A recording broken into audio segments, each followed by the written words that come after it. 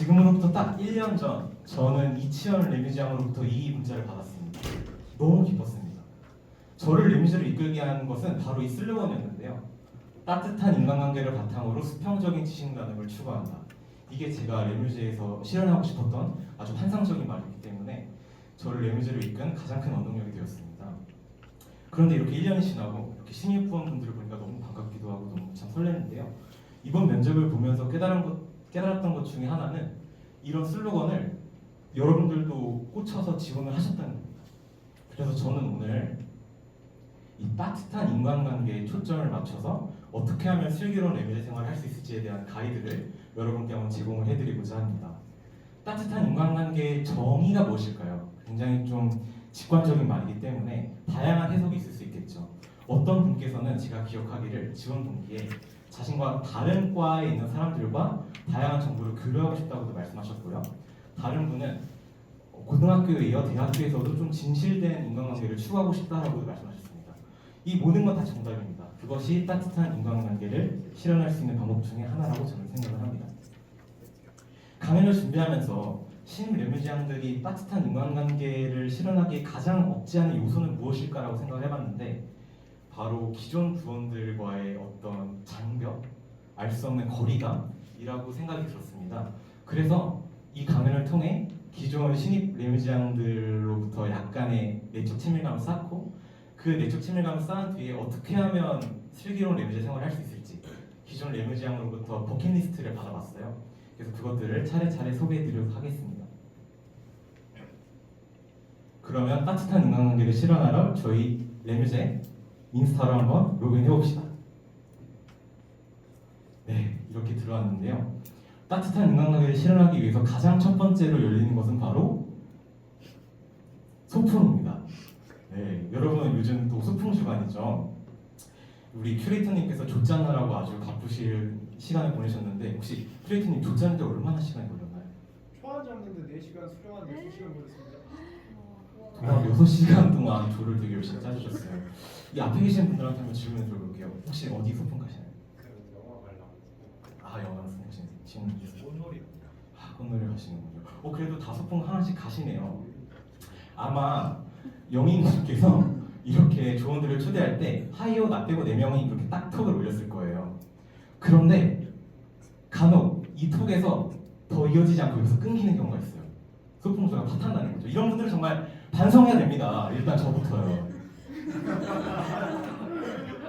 저는 이게 지금 어제 만든 PPT지만 어제까지 오왕 말고는 아무 연락이 없었어요. 죄송합니다, 혜민 씨. 네, 그렇지만 오늘 좀 논의가 이어졌고 이런 모습을 보이다 보면 열심히 조를 짠 큐레가 되게 슬퍼하지 않을까요? 이러면 큐레 슬픕니다, 여러분. 무슨 말씀이라도 하시고 최대한 소풍을 가셔야 됩니다.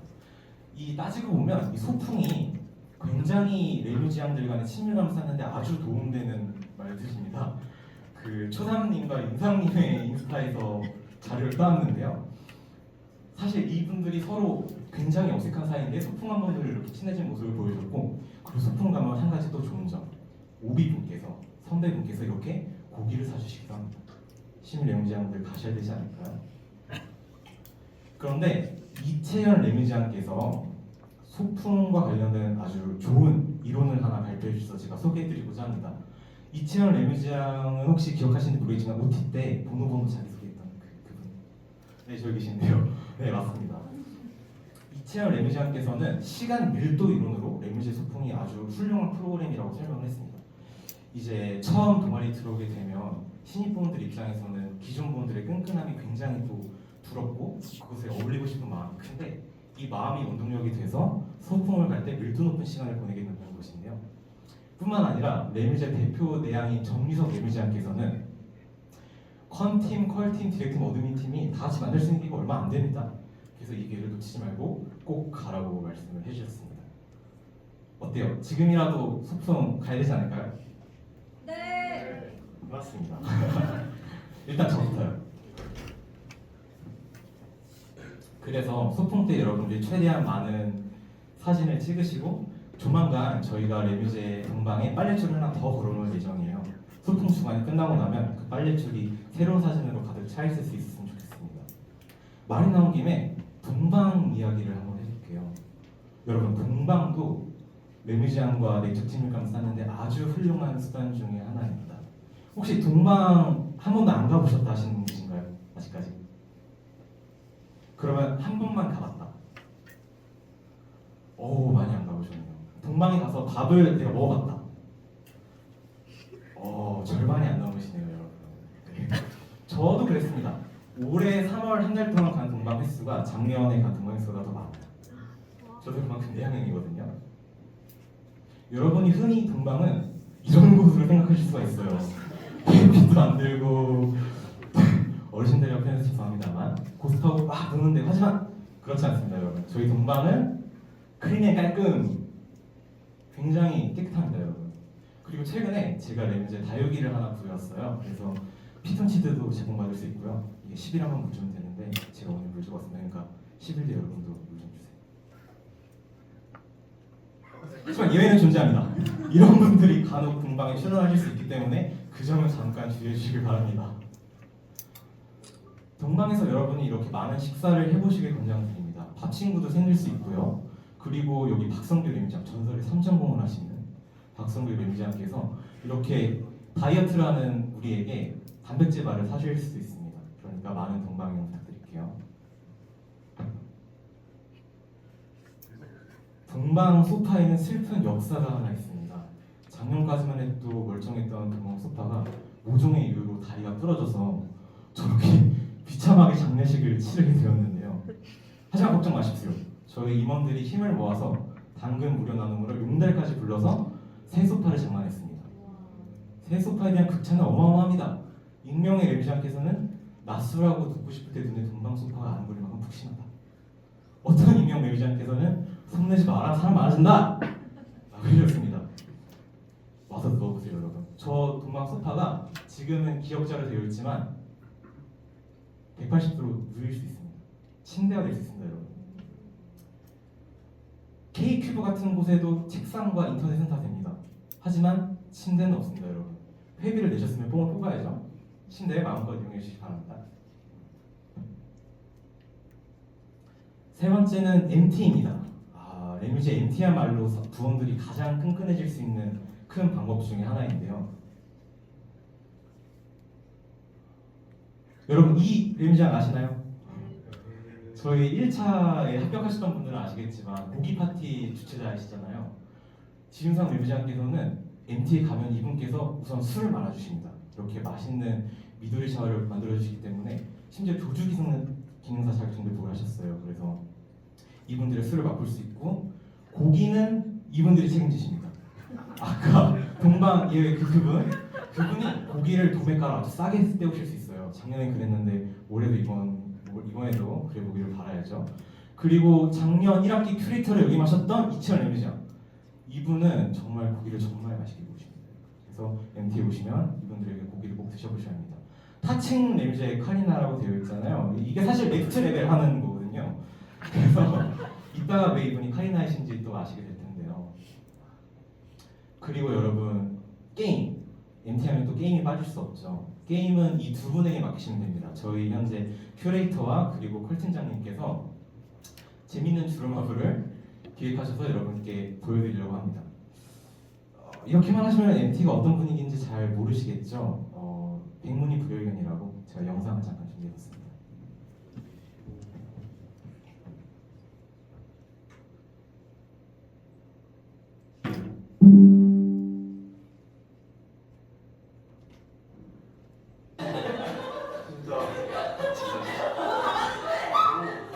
선발대의 모습입니다. 지금 지쳤나요? 나도 저렇게 놓쳤습니다.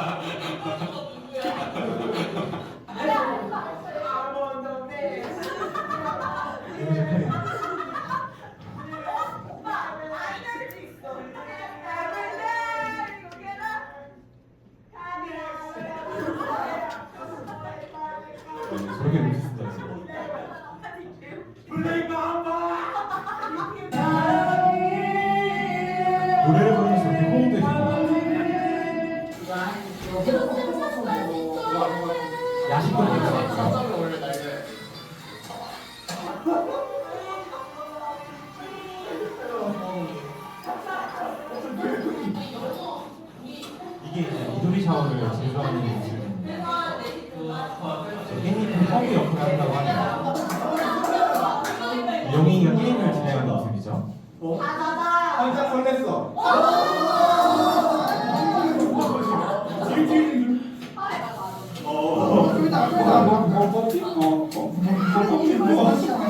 트렌디예요.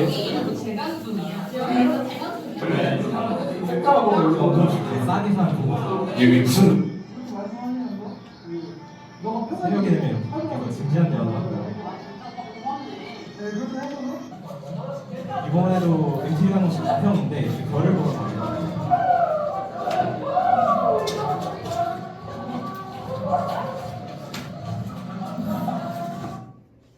네, 이렇게 놀다 보면 별 정말 예쁘지 않습니까, 여러분? 서울에서 이런 별을 볼 수 있겠습니까? 어림도 없죠. MT에 가셔야만 이런 별을 볼 수 있습니다. 네. 그래서 새벽 2시쯤 되면 레뮤지앙들이 단체로 별을 보러 가는 시간이 있습니다. 이렇게 별을 보고 찍은 사진들이 이렇습니다. 정말 아름답죠.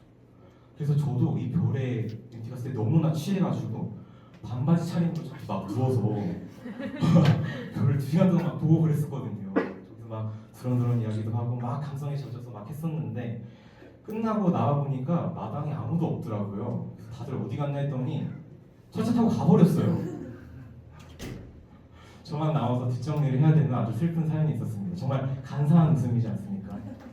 얄밉습니다. 여러분은 만약에 MT 가시게 된다면 꼭 끝까지 남으셔서 저랑 같이 청소하시고 가주시기 바랍니다. 다시 별로 돌아와서 이 별 아래에서 펼쳐지는 레뮤즈 MT의 가장 큰 특징 중에 하나가 있습니다. 바로 진지한 대화인데요. 다른 MT와는 다르게 저는 레뮤즈에서만 이런 대화를 경험해봤습니다. 이렇게 새벽 아래서 각자의 철학적인 이야기도 하고 각자의 고민거리들, 사랑은 무엇인가, 죽음은 무엇인가, 나 요즘 힘들다 이런 것들을 막 이야기하면서 새벽까지 다른 사람들의 생각도 깊게 들을 수 있고 특히 저는 이 대화를 통해서 다른 레뮤지안들이랑 많이 가까워졌던 것 같아요. 그래서 여러분들이 따뜻한 인간관계를 추구하시고 그리고 아까 말씀드렸다시피 진실된 인간관계를 추구하시는 분이 계신다면 이 진지한 대화에 꼭 참여하셔서 자신의 힘든 일 소갈이 조금만 흘려보셔도 괜찮을 것 같아요. 아마 대다수의 레뮤지안들은 진심으로 여러분의 이야기를 들어주고 응원해 줄 것입니다.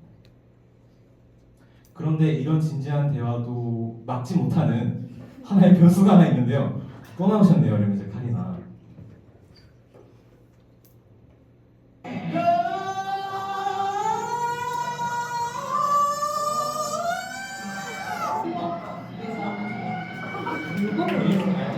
시연이 시연이 진짜로 나 생각 진짜? 응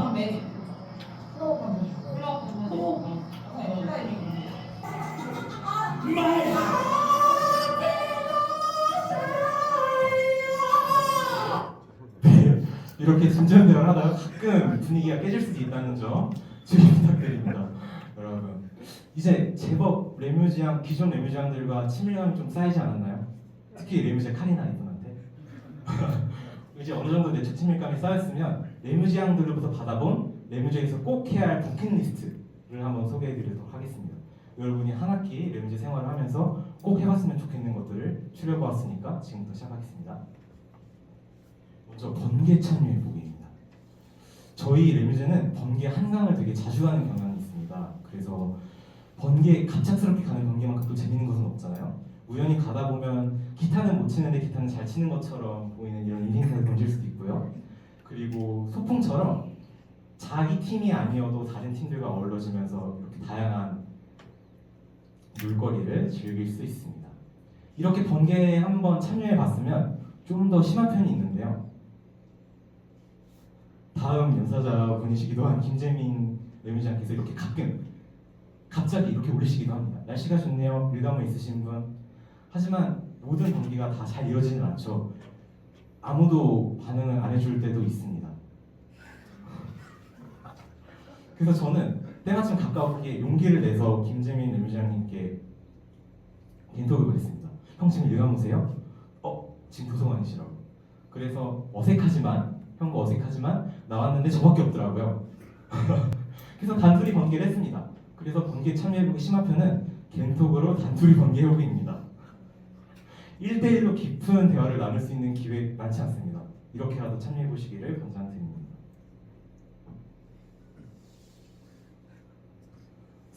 두 번째는 피드백지 받아보기입니다.